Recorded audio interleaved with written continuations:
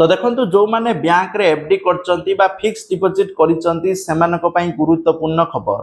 तो प्रायतः लोक बैंक रे एफडी करथिबे जदि आपण माने एफडी करचंती ताले निहाती भाबे एई काम करंतु जदि न करिवे ताले जो सुध मिलिबा कथा से सुध भी आपनको मिलिबो नाही।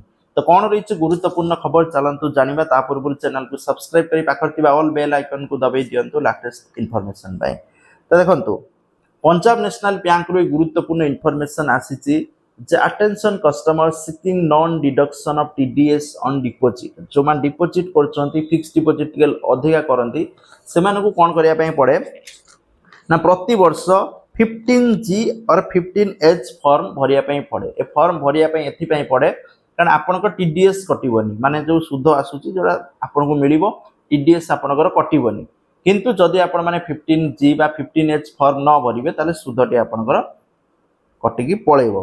तो से आपन को 15H भरवार थिला बा 15G किंतु वर्तमान जो गुरुत्वपूर्ण खबर से 15G आ 15H फॉर्म नाही से फॉर्म उठी जाई कि आसी नुआ फॉर्म फॉर्म 121